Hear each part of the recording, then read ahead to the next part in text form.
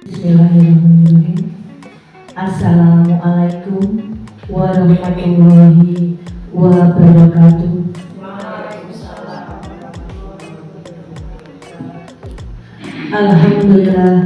Alhamdulillahirabbil alamin. Wassalatu wassalamu ala asrofil al-anbiya'i wal mursalin wa ala alihi wa ashabihi ajmain. Amma ba'du. Kepada Bapak Kepala Sekolah SD Negeri Jambanan 3, Bapak Sukimi yang saya hormati, kepada Bapak Ibu Guru SD Negeri Jambanan 3 yang saya hormati, tak lupa juga kepada anak-anak siswa SD Negeri Jambanan 3 yang saya banggakan, terlebih terkhusus Ibu Sugiyanti selaku CGP Angkatan 9 Guru SD Negeri Jambanan 3 yang saya banggakan. Yang pertama dan utama, marilah kita senantiasa memanjatkan puja dan puji syukur kehadiran Allah Subhanahu wa Ta'ala, di mana karena limpahan rahmatnya kita semua bisa berkumpul bersama mengadakan diseminasi modul 1.4 budaya positif selaku Ibu Sugiyanti CGP Angkatan 9 SD Negeri Jambanan 3 dalam kondisi sehat walafiat tak kurang satu apa. Untuk itu marilah kita mengucapkan hamdalah bersama-sama. Alhamdulillahirabbil alamin.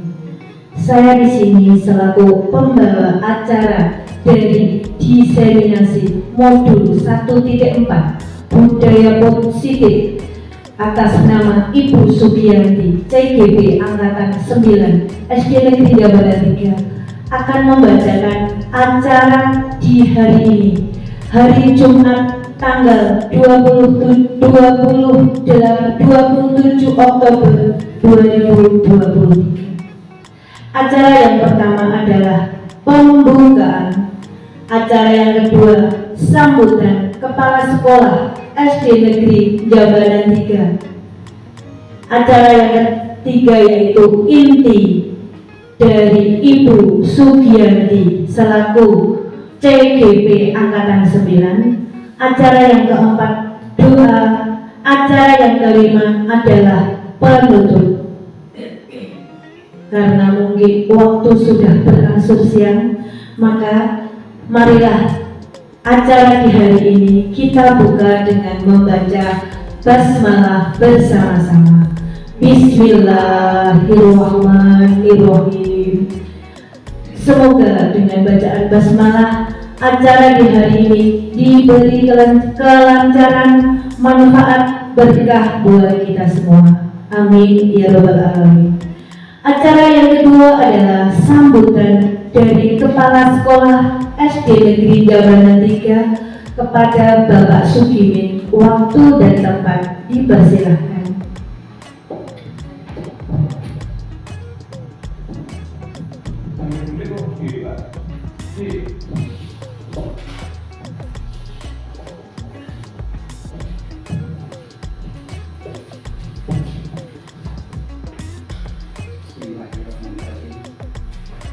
Assalamualaikum warahmatullahi wabarakatuh.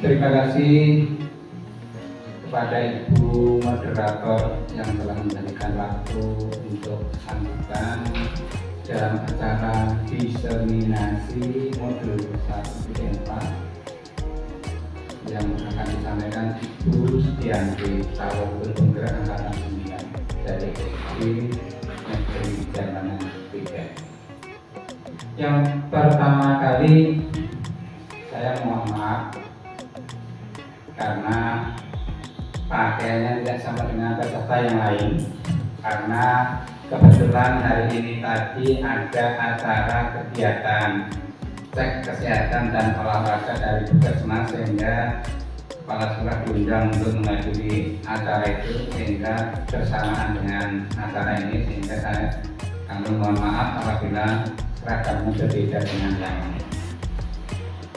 Yang kedua, kami ucapkan kepada Ibu Sugianti, calon guru penggerak angkatan 9 dari SD Jalan 3 yang saat ini sudah melakukan tahapan pelaksanaan kegiatan atau tugas-tugasnya sebagai calon guru penggerak. Kami yang diterapkan di SD Jalan 3 hanya bisa berdoa mudah-mudahan Ibu Sugianti diberikan kesehatan, sukses menjalankan tugas, dan sampai hari akhir nanti bisa yang dicita-citakan kesampaian. Dan kami berharap kepada Bapak Ibu yang lain maupun peserta yang lain dari siswa-siswi SD Jalan 3 juga bisa membantu, baik doa maupun pekerjaan maupun kegiatan yang lain bisa membantu sehingga bisa ngenteng-ngentengi dan bisa memperlancar tugas dari Ibu Sugianti. Dan kami juga berharap mudah-mudahan dengan tercapainya cita-cita dan tahapan-tahapan sudah dilakukan dengan sebaik-baiknya, nanti kami berharap bisa membawa perubahan apa saja yang ada di SD Jalan 3, mudah-mudahan lebih baik daripada tahun-tahun yang lalu. Mungkin itu yang perlu saya sampaikan. Kurang lebih apabila terlalu panjang lebar dalam menyampaikan sambutan kali ini, saya hanya mengucapkan selamat kepada Ibu Sugianti untuk melaksanakan tugas dan mudah-mudahan sehat, lancar semuanya. Kira-kira bila itu budaya. Assalamualaikum warahmatullahi wabarakatuh.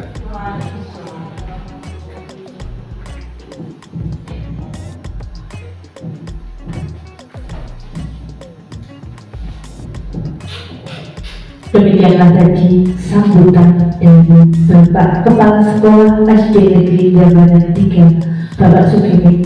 Terima kasih atas support dan masukan, terkhusus kepada Ibu Sugianti dan umumnya kepada kita yang belum mengikuti JGB. Terima kasih Bapak. Acara yang ketiga yaitu inti dari pertemuan hari ini yang akan disampaikan oleh Ibu Sugianti. Waktu dan tempat dipersilahkan.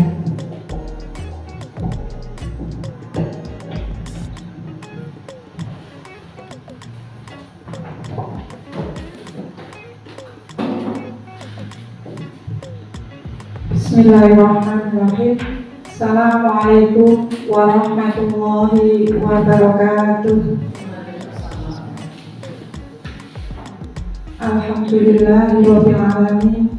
Wassalatu wassalamu ala asrofil anbiya'i wal mursalin wa ala alihi wa sahbihi ajma'in, amma ba'd.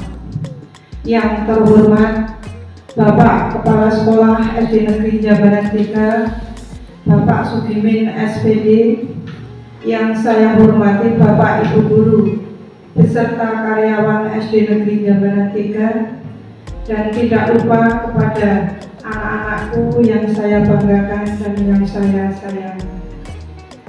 Yang pertama, marilah kita selalu memanjatkan puji syukur kehadirat Allah yang telah melimpahkan rahmat-Nya sehingga pada pagi hari ini di kesempatan yang baik ini kita bisa berkumpul di aula SD Negeri Jabanan 3 dalam rangka mengikuti acara diseminasi modul 1.4 budaya positif yang insya Allah akan saya laksanakan sendiri, yaitu Sugianti CGB Angkatan 9 dari SD Negeri Jabanan 3 Kabupaten Sragen.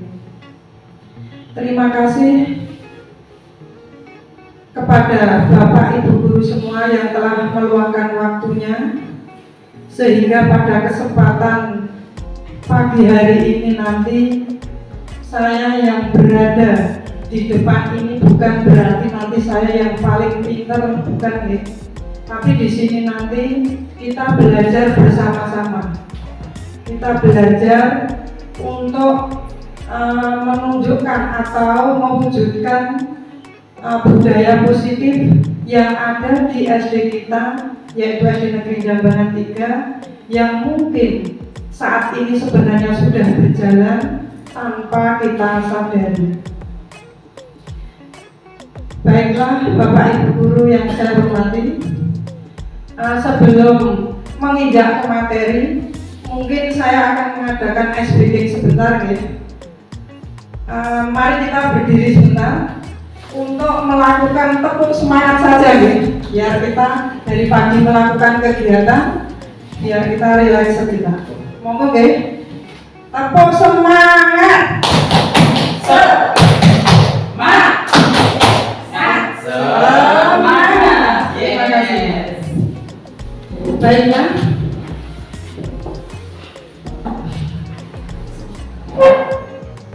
Langsung saya ke materi diseminasi hari ini. Yang pertama, tujuan pendidikan.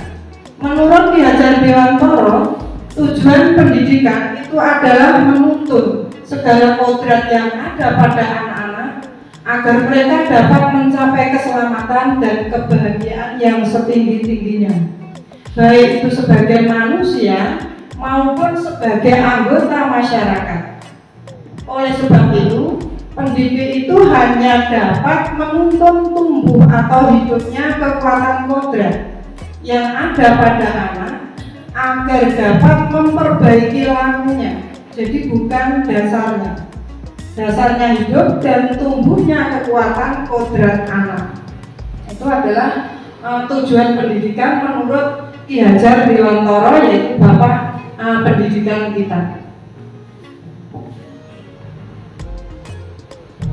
Selanjutnya tentang budaya positif.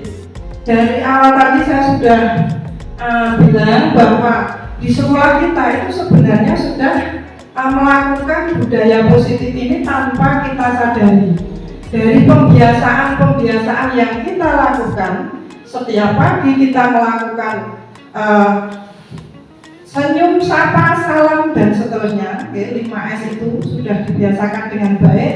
Kemudian melakukan pembiasaan sholat duha maupun pembiasaan literasi sebelum pembelajaran dimulai sudah berjalan dengan baik. Kemudian ada kegiatan sholat berjamaah, sholat duhur maupun BTQ dan seterusnya itu sebenarnya sudah berjalan dengan baik. Namun tidak ada jeleknya kalau di pagi hari ini kita belajar kembali tentang budaya positif. Jadi budaya positif di sekolah kita itu adalah nilai-nilai dan kebiasaan di sekolah yang berpihak pada murid agar mereka dapat berkembang menjadi pribadi yang kritis, pribadi yang penuh hormat dan bertanggung jawab sesuai dengan profil pelajar Pancasila. Konsep utama budaya positif itu ada beberapa, antara lain yang pertama, perubahan paradigma belajar. Kemudian yang kedua ada disiplin positif. Kemudian nilai-nilai kebajikan, kebutuhan dasar manusia, motivasi perilaku manusia, posisi kontrol guru, ada keyakinan kelas, dan yang terakhir itu ada segitiga restitusi. Mari kita pelajari satu persatu. Yang pertama, perubahan paradigma belajar.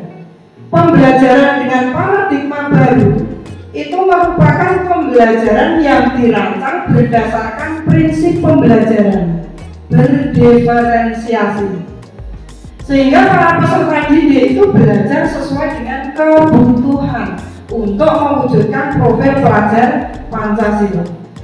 Yang kedua, dalam membangun budaya positif, sekolah itu dapat menyediakan lingkungan yang positif, aman, dan nyaman agar siswa mampu berpikir, bertindak, dan mencetak dengan merdeka, mandiri, dan bertanggung jawab.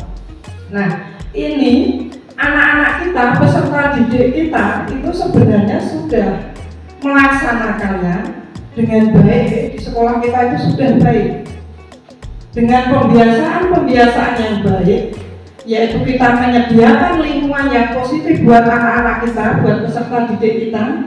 tentunya dengan lingkungan yang aman, nyaman sudah. Kemudian anak-anak bisa bertindak, bisa mencipta dengan merdeka sesuai dengan imajinasi, sesuai dengan kemampuan anak, sehingga anak akan mandiri, bisa menciptakan atau melakukan sesuatu yang sekiranya itu berdampak positif buat peserta didik dan juga bertanggung jawab. Jadi peserta didik itu harus bertanggung jawab dengan apa yang dia lakukan, apa yang dia lakukan sesuai dengan peraturan. Dan yang terakhir, disiplin itu sangat berkaitan dengan kontrol guru terhadap siswa. Jadi peran kita sebagai guru itu adalah mengontrol kegiatan peserta didik kita. Namun di sini nanti kita akan melihat contoh sebuah permainan. Jadi bisa dicoba Bapak Ibu semua.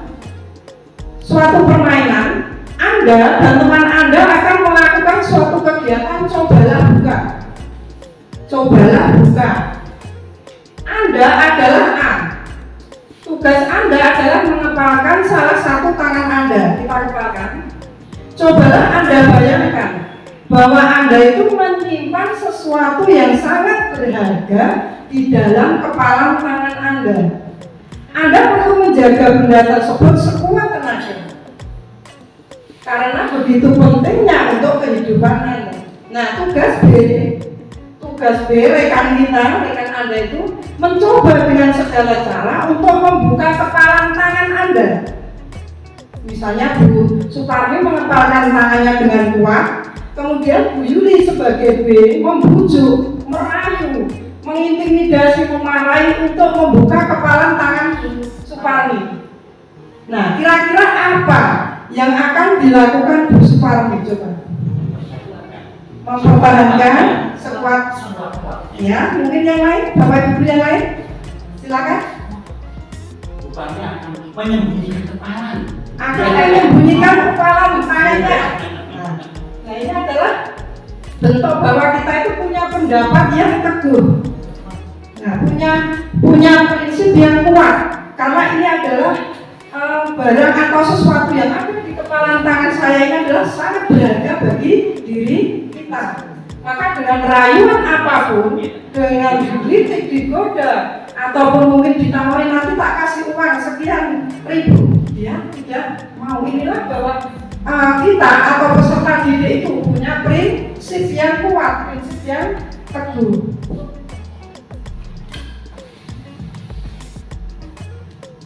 Nah, kalau dikaitkan dengan perubahan paradigma belajar menurut Dr. William Glasser, itu tadi ilusi guru mengontrol murid.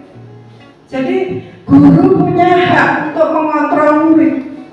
Apapun yang dilakukan murid, kita harus tahu. Kemudian ilusi bahwa semua penguatan positif itu efektif dan bermanfaat.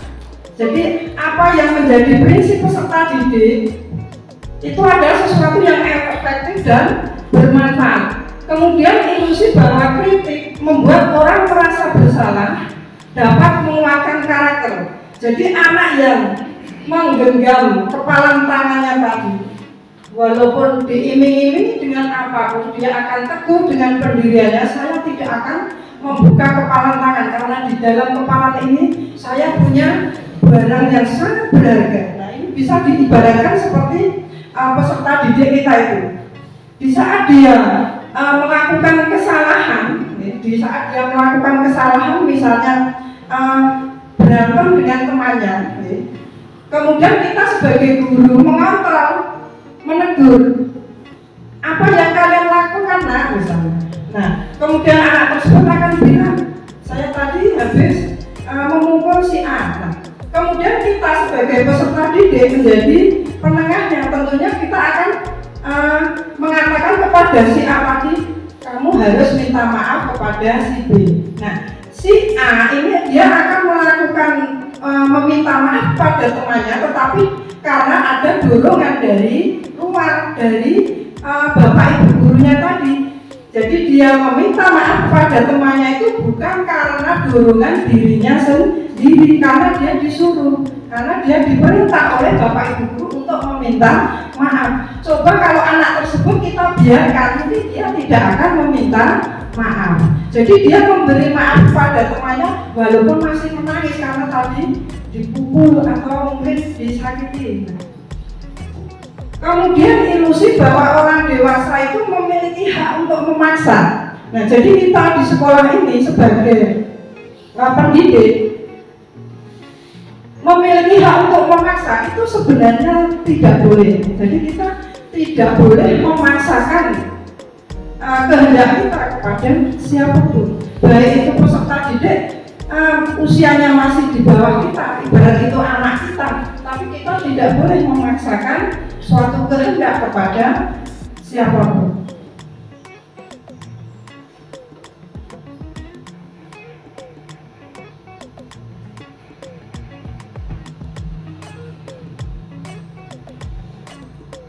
Berikutnya, disiplin positif.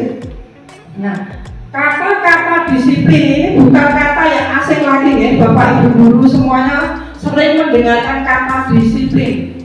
Disiplin itu sebenarnya sesuatu yang membuat kita takut atau mungkin merasa terbebani, betul?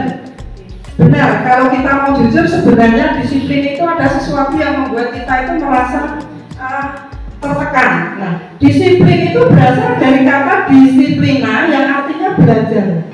Disiplin itu mengacu pada disiplin diri yang memiliki tanggung jawab terhadap apa yang dilakukannya berdasarkan nilai-nilai yang diyakini. Kemudian disiplin positif merupakan salah satu cara penerapan disiplin yang bertujuan untuk menumbuhkan kesadaran serta memberdayakan peserta didik tanpa imbalan, penghargaan atau reward, ancaman atau hukuman. Nah, jadi disiplin positif itu salah satu cara penerapan disiplin untuk menumbuhkan kesadaran serta memberdayakan peserta didik, namun belum tentu apa yang kita lakukan itu adalah diterima dengan baik oleh peserta didik kita. Nah, sebagai pendidik, tujuan kita adalah menciptakan peserta didik yang memiliki disiplin diri, sehingga mereka berperilaku mengacu kepada nilai-nilai kebajikan universal dan memiliki motivasi intrinsik dalam perubahan perilaku ke arah yang lebih baik. Jadi seperti tadi, anak itu meminta maaf bukan karena datang dari dirinya sendiri, bukan dari kemauan secara internal, tapi karena diperintah oleh bapak guru atau ibu guru, maka itu adalah sesuatu yang eksternal, jadi datang dari pihak luar. Dia melakukan karena terpengaruh, karena takut nanti kalau saya nggak memberikan maaf teman nanti dihukum bu guru dan seterusnya.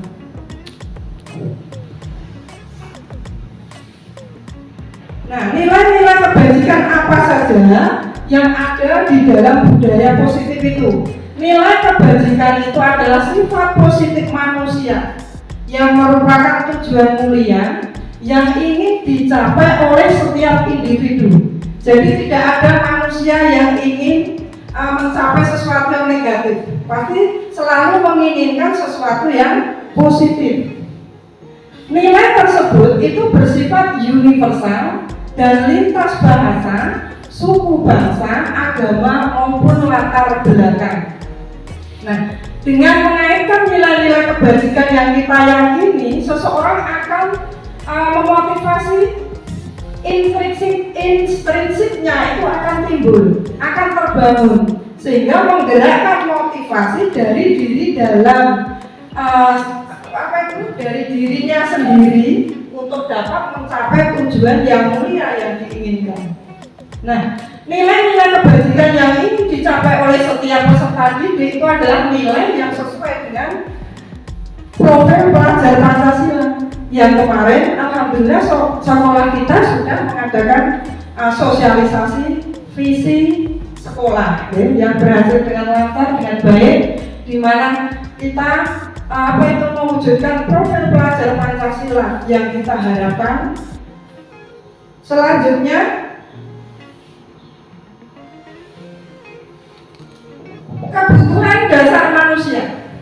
kita hidup ini tidak lepas dari sesuatu yang kita perlukan. Itulah yang namanya kebutuhan hidup. Jadi sesuatu yang kita lakukan untuk mendapatkan apa yang kita inginkan. Seluruh tindakan yang kita lakukan itu tentunya memiliki tujuan. Dan semua usaha terbaik yang kita lakukan itu adalah dalam rangka agar kebutuhan dasar kita itu terpenuhi. Tentunya dengan kita melakukan hal-hal yang positif, maka akan terpenuhi dengan baik. Contoh di sini saya akan memberikan sebuah kasus nih. Ibu Yanti adalah guru kelas 6 di SD Permata. Sedang bingung menghadapi ulah salah satu murid di kelas bernama Budi. Beberapa anak datang dan mengeluhkan Budi yang seringkali meminta bekal makan siang mereka dengan paksa. Nah, menurut kasus di atas, jika Anda menghadapi situasi seperti Bu Yanti, apa yang akan Bapak Ibu guru lakukan? Nah, Pertama, ya, langsung saya tanggapi dan semuanya. Ibu Yanti menyadarkan bahwa perilaku yang pemalakan itu merupakan hal yang negatif. Yang kedua, Ibu Yanti memberikan pembudayaan positif untuk semua siswa dianjurkan membawa bekal masing-masing. Kemudian yang selalu mengontrol apakah Budi itu salah satu siswa yang bisa melaksanakan perintah atau bukan. Yang ketiga, setelah dikontrol ternyata itu ada indikasi tidak mematuhi aturan, marilah kemudian membuat kesepakatan dan harus masing-masing peserta didik. Terima kasih. baiklah, sangat luar biasa. Terima kasih kepada Bapak Sofyan yang telah memberikan jawaban yang sangat luar biasa. Menurut Anda, kira-kira apa alasan Budi melakukan hal itu? Alasan Budi melakukan itu tadi, meminta bekal makan siang kepada temannya secara paksa.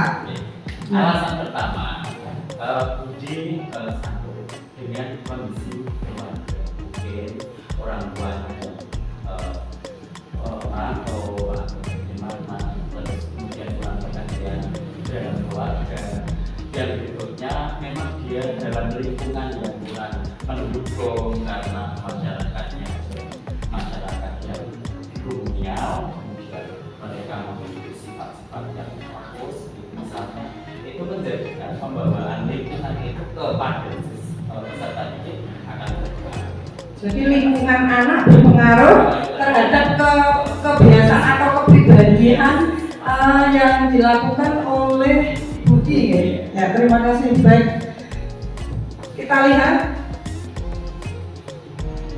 Nah, dalam konteks penerapan disiplin positif, ternyata Ibu Yanti itu sebaiknya mencari tahu dulu alasan Budi melakukan tindakan tersebut agar mengetahui kebutuhan mana yang sedang berusaha dipenuhi oleh Budi. Jadi jawaban Pak Sofyan tadi sangat tepat sekali, guys, sungguh luar biasa. Yang pertama, Budi merasa lapar dan orang tuanya tidak membawakannya bekal makan siang. Ada suatu bentuk kebutuhan. Kemudian konteks yang kedua, teman Budi jadi perhatikan Budi. Nah, karena sering meminta dengan paksa itu, temannya justru memperhatikan. Berarti Budi itu butuh perhatian, love and belong. Nah, kemudian yang ketiga, Budi itu merasa hebat karena temannya jadi takut dan menuruti keinginan Budi. Begitu Budi datang itu teman-temannya sudah takut, wah itu nanti pasti minta makananku itu. Nah, jadi merasa Budi di situ akan merasa hebat karena ditakuti oleh temannya. Kemudian yang keempat, Budi merasa bosan dengan bekal yang dibawakan orang tuanya. Mungkin setiap hari Budi hanya dibawakan dengan mie instan, sementara punyanya temannya itu makanannya ada sayur, ada proteinnya, ada vitamin, mineral dan seterusnya. Mungkin dia akan pengen meminta punyanya teman sekarang paksa. Jadi dia butuh kebebasan sebenarnya. Artinya kebebasan makanannya itu tidak harus, jangan mie instan yang dibawakan orang tuanya terus. Dia pengen seperti yang punyanya teman-teman. Itu ternyata Budi itu membutuhkan kebebasan atau freedom. Yang kelima, Budi hanya iseng dan dia menikmati ekspresi wajah temannya yang kesal. Nah, makanannya temannya yang diminta dengan paksa itu justru Budi merasa menurut dia hanya iseng, hanya menggoda. Nah, dia menikmati ekspresi wajah teman-temannya yang digoda itu seperti apa? Dia merasa iseng saja, itu kalau menurut Budi.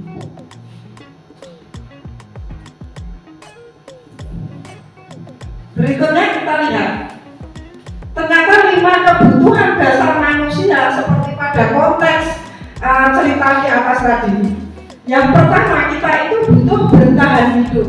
Nah, untuk bertahan hidup tentunya kita butuh makanan, pakaian, tempat tinggal, keamanan, kesehatan, dan sebagainya. Yang kedua, kasih sayang dan rasa diterima. Rasa diterima itu dipedulikan, kemudian berbagi, kerjasama, menjadi bagian dalam kelompok. Yang ketiga, penguasaan. Nah, penguasaan, berkuasa, harga diri, keinginan untuk dianggap pemimpin, kemudian berprestasi, diakui, didengar oleh orang lain. Kebebasan, artinya mandiri, memiliki pilihan, mencoba hal baru, mampu mengendalikan arah dirinya. Yang terakhir, yang kelima, yaitu kebutuhan kesenangan. Jadi kita butuh anak-anak kita, peserta didik kita itu juga butuh bermain, butuh humor, butuh antusiasme, dan juga butuh tertawa. Namun bukan berarti di sini anak-anak harus tertawa sendiri, bukan ya? Nah, walaupun tertawa itu sehat, tapi juga tidak terus anak-anak tertawa sendiri, bukan ya? Lanjut. Motivasi perilaku manusia. Nah, seperti Budi tadi, meminta makanan secara paksa kepada temannya tadi, itu sebenarnya juga ada motivasi perilaku manusia, di mana motivasi itu merupakan dorongan yang dimiliki seorang individu, seorang pribadi kita yang dapat merangsang untuk dapat melakukan tindakan atau sesuatu yang menjadi dasar atau alasan seseorang untuk berperilaku atau mencapai tujuan tertentu. Seperti di depan tadi saya katakan, ada motivasi itu intrinsik, ada juga bersifat ekstrinsik. Motivasi perilaku manusia itu untuk menghindari ketidaknyamanan atau hukuman. Yang kedua, bisa juga untuk mendapatkan imbalan. Dia melakukan sesuatu karena untuk mendapatkan imbalan atau penghargaan dari orang lain. Yang ketiga, untuk menjadi orang yang mereka inginkan dan menghargai diri sendiri dengan nilai-nilai yang mereka percaya. Berikutnya, perbedaan antara hukuman, konsekuensi, dan restitusi. Kalau hukuman itu tidak direncanakan atau tiba-tiba, contohnya mungkin tanpa kita sadari dan kita mungkin masih melakukan, anak-anak tidak memakai atribut di saat upacara, kita suruh keliling halaman. Ini adalah salah satu contoh hukuman. Jadi bersifat satu arah, berupa hukuman fisik atau psikis. Kalau konsekuensi apa? Konsekuensi itu terencana atau disepakati sesuai peraturan. Contoh, anak datang terlambat 10 menit, bukan disuruh berlari keliling halaman, namun anak tersebut jam istirahatnya dimundurkan. Misalnya saja karena terlambat 10 menit, si A tadi terlambat 10 menit dan biasanya istirahat itu 15 menit, maka si A itu boleh istirahat hanya 5 menit. Inilah yang dinamakan dengan konsekuensi. Jadi terencana atau disepakati sesuai peraturan. Murid tetap dibuat tidak nyaman. Jadi dengan adanya konsekuensi itu tadi, murid tetap dibuat tidak nyaman. Kemudian sikap guru itu selalu memonitor murid. Jadi konsekuensi itu, sikap guru selalu memonitor murid sehingga siswa atau peserta didik itu merasa tidak nyaman. Sedangkan restitusi itu apa? Proses menciptakan kondisi bagi murid untuk memperbaiki kesalahan. Proses kolaboratif yang mengajarkan murid untuk mencari solusi sendiri. Nah, ini kemarin sudah saya praktekkan dengan anak-anak kelas 6. Bagaimana proses restitusi? Kemarin saya mengambil tema 2, yaitu 1, anak datang terlambat, dan yang kedua, anak makan di saat jam pelajaran. Nah, nanti kita lihat. Nih, dalam kasus yang saya paparkan di sini, ada kasus siswa sering tidak mengerjakan PR. Nah, ini perbedaan antara hukuman, konsekuensi, dan restitusi akan terlihat. Siswa tidak mengerjakan PR, guru menghukum murid dengan berdiri di depan kelas. Guru marah dan murid menjadi takut. Inilah hukuman. Kemudian yang kedua, konsekuensi. Kalau konsekuensi bagaimana? Guru memberi konsekuensi untuk menulis ulang PR sebanyak 10 kali. Kemudian guru tegas dan murid menghormati peraturan. Artinya apa? Peserta didik kita menulis, benar, dia mau menulis 10 kali, tapi karena apa? Karena ada, dia takut dengan perintah dari Bapak Ibu guru tadi, jadi dia terpaksa melakukan. Itulah konsekuensi. Kalau restitusi bagaimana? Guru menanyakan keyakinan kelas dan membantu murid menyelesaikan masalah. Kemudian guru terbuka dan murid menghormati dirinya dan orang lain. Jadi mungkin dengan kata-kata, kita semua pernah melakukan kesalahan. Itu adalah hal yang manusiawi. Itu adalah contoh-contoh kata-kata di restitusi. Jadi guru menanyakan keyakinan kelas kita.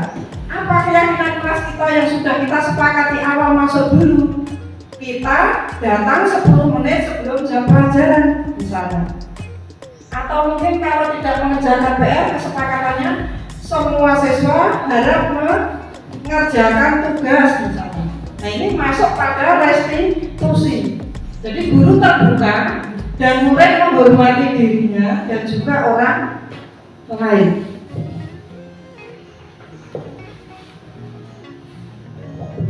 Restitusi dan 5 posisi kontrol guru.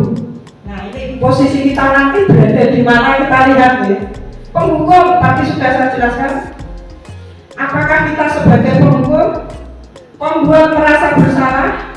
Apakah posisi kita sebagai peserta didik, sebagai teman, sebagai pemantau, atau sebagai manajer? Nah, tentunya kita sebagai pendidik nanti kita ambil posisi sebagai teman dan juga sebagai pemantau maupun sebagai manajer. Namun yang paling utama di sini nanti kita harus mengambil posisi kontrol sebagai manajer.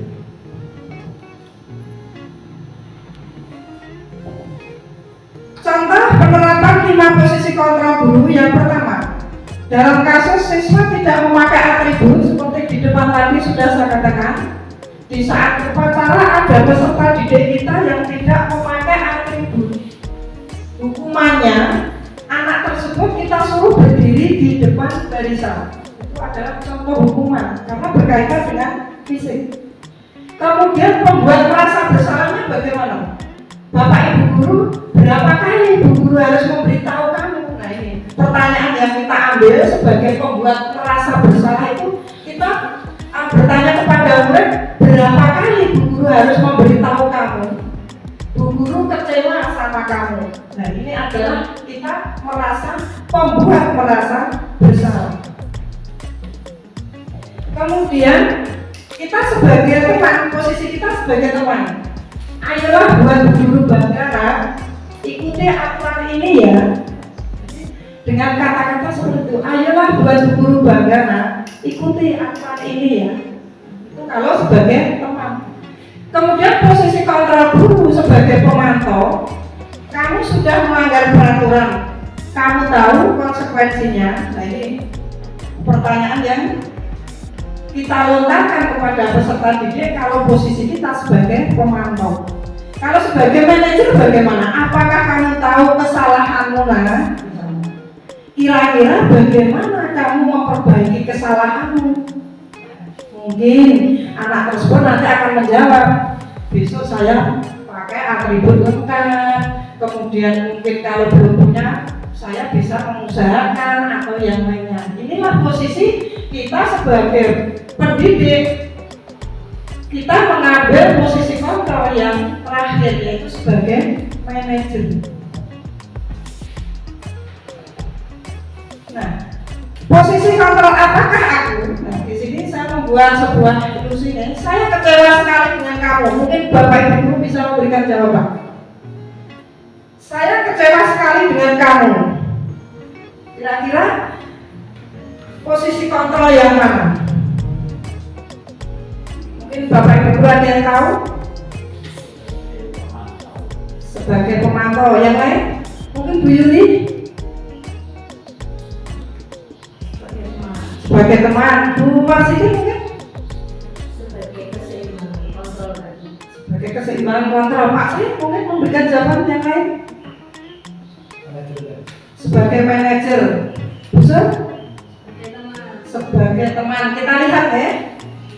Kita lihat, saya kecewa sekali dengan kamu. Nah, ini posisi kontrol yang dilontarkan oleh Bu Guru tadi adalah membuat merasa bersalah. Saya kecewa karena ada kata saya kecewa sekali dengan kamu. Nah, ini adalah membuat merasa bersalah. Kemudian berikutnya kita lihat lagi. Posisi kontrol apakah aku? Kamu tidak pernah mengerjakannya. Sekarang tulis lagi di bukumu. Buku mana? Mungkin yang lain? Kamu tidak pernah mengerjakannya. Sekarang tulis lagi di bukumu. Nah, kita lihat ya. Ya, coba kita lihat. Nah, kamu tidak pernah mengerjakannya, sekarang tulis lagi di bukumu. Adalah buku. Berikutnya lagi ada kasus lagi. Posisi kontrol apakah aku?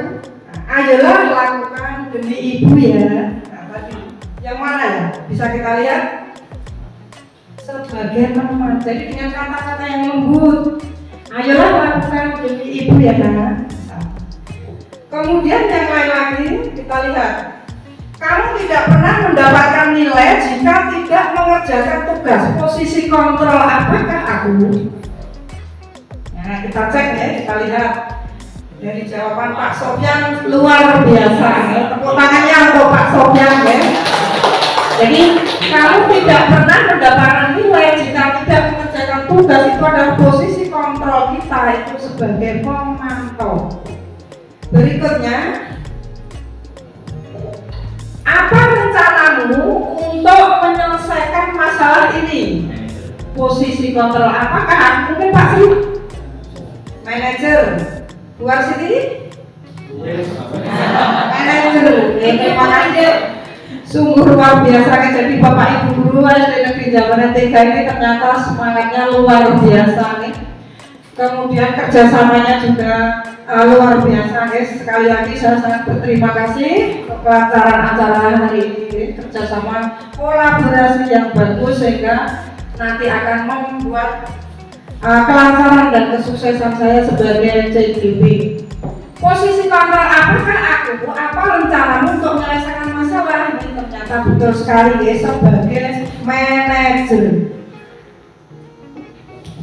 Nah, setelah kita posisi kontrol sebagai guru, maka kita menempatkan posisi atau membuat sebuah keyakinan kelas.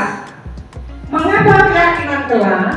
Mengapa bukan peraturan kelas? Kita lihat.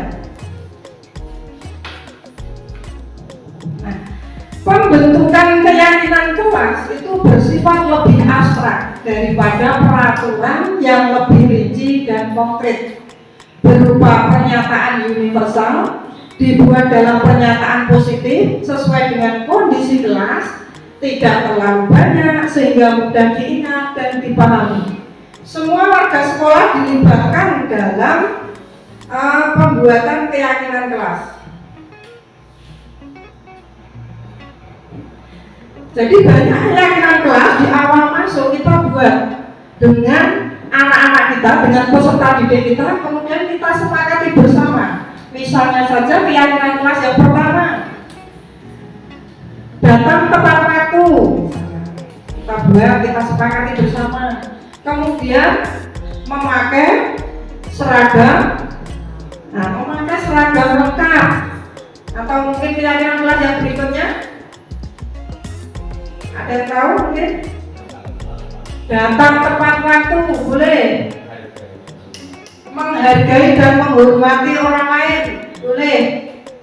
Jadi banyak kesepakatan kelas yang kita buat untuk disepakati bersama untuk mewujudkan budaya positif yang ada di sekolah kita.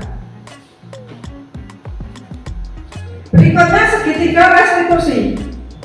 Segitiga restitusi itu adalah suatu proses dialog yang dijalankan oleh guru agar dapat menghasilkan murid yang mandiri dan bertanggung jawab. Dalam segitiga restitusi itu ada 3 instrumen ya. Yang pertama menstabilkan identitas, yang kedua validasi tindakan yang salah, dan yang ketiga itu menanyakan keyakinan.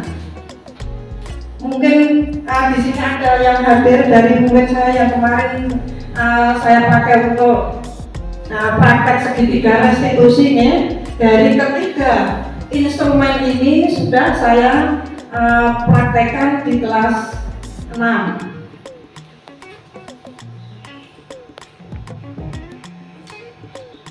Melalui restitusi, guru dapat membantu murid menjadi lebih memiliki tujuan disiplitif serta memulihkan dirinya setelah berbuat salah. Jadi anak nanti setelah berbuat salah, dia akan memperbaiki kesalahannya dengan jujur dan tidak akan mengulangi lagi dengan hal-hal yang positif. Membantu murid untuk jujur pada diri sendiri dan mengevaluasi dampak dari kesalahan yang dilakukan. Kemudian dengan restitusi itu memberikan penawaran, bukan paksaan. Jadi restitusi ini memang memberikan kelonggaran kepada peserta didik dalam hal yang positif.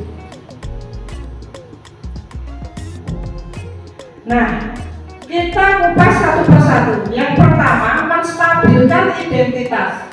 Berdasarkan prinsip membuat kesalahan adalah bagian dari proses pembelajaran. Jadi manusiawi, kita sebagai manusia tidak mungkin ada yang sempurna. Pasti kita punya kesalahan. Contohnya untuk menstabilkan identitas itu kita berasumsi atau melontarkan kalimat kepada peserta didik kita di saat membuat kesalahan itu bagaimana? Berbuat salah itu wajar. Jadi tidak ada manusia yang sempurna. Ibu juga pernah melakukan itu. Ibu tidak ingin mencari siapa yang salah, tapi ibu ingin mencari solusi dari masalah ini. Kamu berhak merasa begitu. Nah, contohnya tadi anak datang terlambat. Jadi berbuat salah itu wajar, tapi besok tidak boleh diulangi lagi.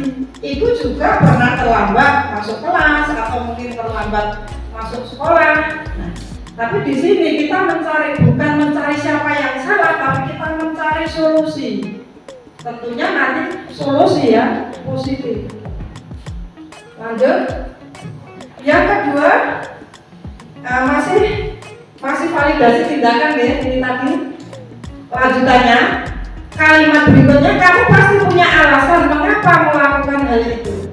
Jadi anak tersebut melakukan kesalahan tentunya punya alasan. Terlambat karena apa, Nak? Tadi saya bangun kesiangan, semalam main HP, kemudian tidak dibangunkan bapak atau ibunya mungkin. Lah ini alasan anak tersebut. Padahal kamu bisa melakukan hal yang lebih buruk dari ini ya. Kemudian kamu patut bangga karena telah melindungi hal-hal yang penting buatmu. Nah, ini adalah suatu validasi. Kita memvalidasi tindakan anak tersebut yang telah melakukan kesalahan. Berikutnya, kita menanyakan keyakinan kelas kepada peserta didik yang telah melakukan kesalahan dengan apa keyakinan kelas kita. Kita tanya kepada peserta didik kita yang telah melakukan kesalahan. Kamu kemarin terlambat, kamu tahu keyakinan kelas kita apa saja. Nah, anak tersebut mungkin akan mengutarakan yang pertama, datang tepat waktu, Bu. Kenapa kamu datang 10 menit setelah bel berbunyi? Nah, anak tadi akan memberikan alasan. Seperti apa gambaran kelas yang ideal menurut kamu? Nah, tentunya mungkin Pak Sofyan bisa memberikan jawaban. Seperti apa gambaran kelas yang ideal menurut kamu? Nah, ini adalah sekolah yang kita dambakan. Tentunya apa? Sekolah yang menerapkan kedisiplinan, budaya positif, dan lain sebagainya. Keyakinan kelas ditegakkan dengan baik dan seterusnya. Kamu ingin menjadi orang seperti apa, Nak? Bertanya. Nanti anak tersebut akan menjawab dengan jujur. Berikutnya, ini contoh kemarin saya melakukan penerapan segitiga restitusi. Saya buat dalam sebuah video, tentunya untuk menyingkat waktu. Ini pre-memori saja nih, karena di situ nanti saya memperagakan atau mempraktekkan tentang penerapan segitiga restitusi. Langkah-langkahnya tadi sudah saya jelaskan. Saya mengambil kasus satu siswa terlambat datang ke sekolah dan seterusnya. Baiklah, mungkin dari apa yang saya sampaikan diseminasi modul 1.4 tentang budaya positif, saya berharap dari Bapak Ibu Guru memberikan refleksi kepada apa yang sudah saya sampaikan. Mungkin bisa diwakili oleh salah satu dari Bapak atau Ibu Guru, monggo.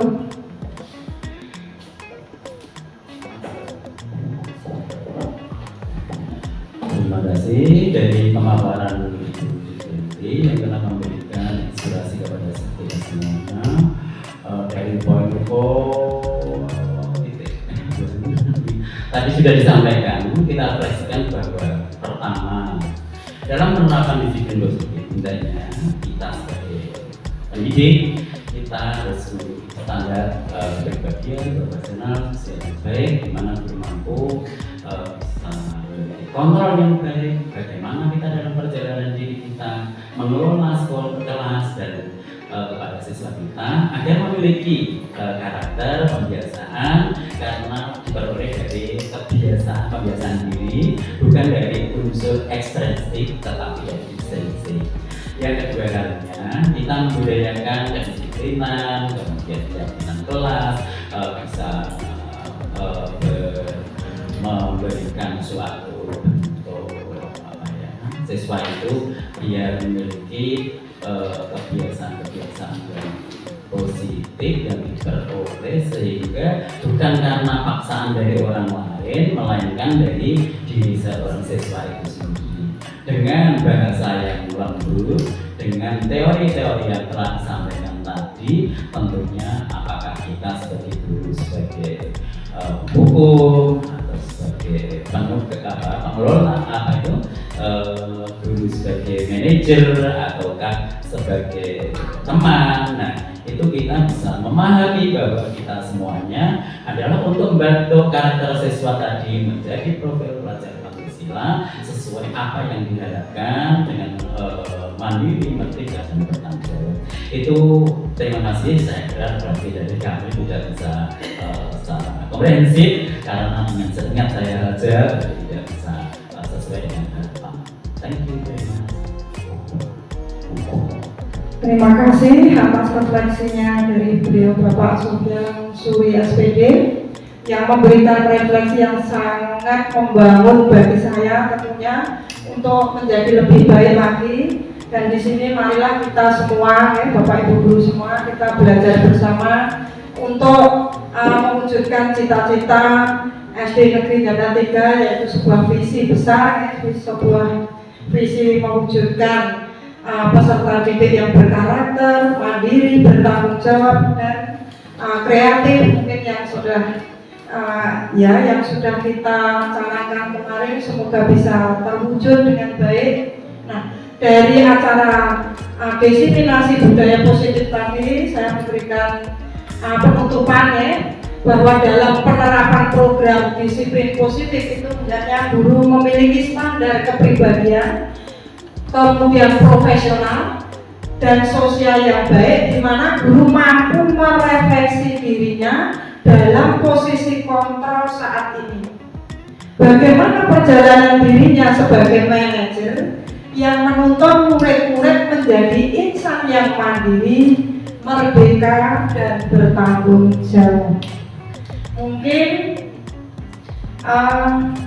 penyampaian diseminasi siang hari ini tentang budaya positif dari saya selaku CGP Angkatan 9 Kabupaten Sragen. Apabila dalam penyampaian materi kurang berkenan di hati Bapak Ibu guru semua, saya memohon maaf yang sebesar-besarnya. Dan apabila ada refleksi ataupun kritik dari Bapak Ibu guru, saya sangat berterima kasih sekali, yang mana kritik tersebut merupakan saran yang membangun bagi diri saya untuk lebih baik lagi. Mungkin dari saya sekian dulu. Assalamualaikum warahmatullahi wabarakatuh. Waktu saya kembalikan kepada moderator.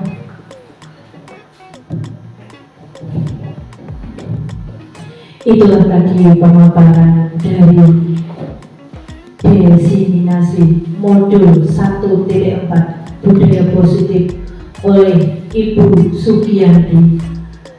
Mohon tepuk tangan yang luar biasa buat beliau yang beliau sudah memaparkan dengan baik, dengan runtut.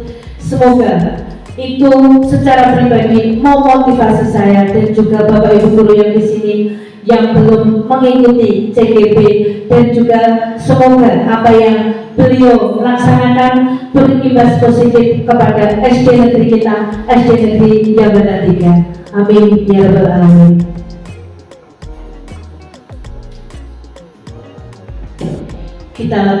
Kita lanjutkan acara yang keempat, yaitu doa.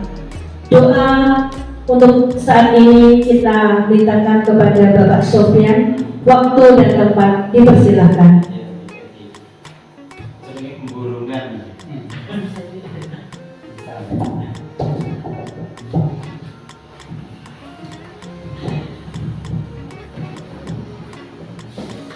Assalamualaikum warahmatullahi wabarakatuh. Bismillahirrahmanirrahim. Alhamdulillahirabbil alamin. Hamdan syakiran. Ya Allah ya Allah ta'ala, Allahumma inna a'udzuka min al-'adzabi wal haram wal su'al wa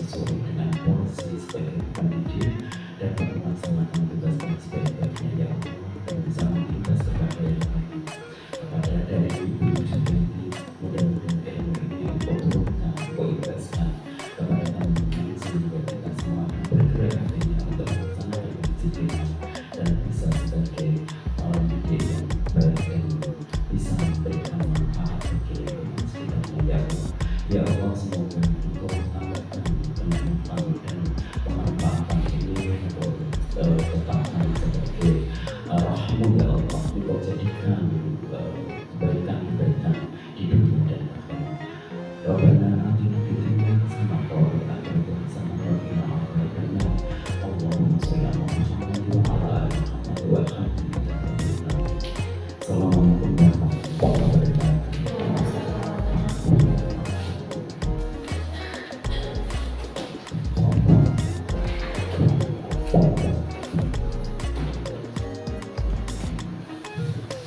Acara yang kelima adalah penutup. Alhamdulillah, acara demi acara sudah kita laksanakan dengan baik.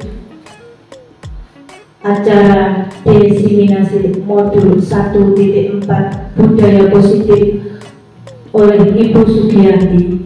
Semoga acara yang kita laksanakan di hari ini memberi kelancaran kepada beliau dan kegiatan berikutnya senantiasa diberi kelancaran yang lebih dan lebih. Sekali lagi, semoga kegiatan di hari ini memotivasi kita semua yang ada di sini dan membuat imbas yang positif kepada SD negeri kita tercinta.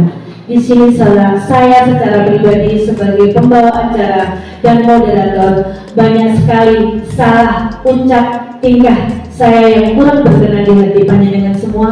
Saya di sini dengan segala kerendahan hati mohon maaf yang sebesar-besarnya. Akhirul kalam, wassalamualaikum warahmatullahi wabarakatuh.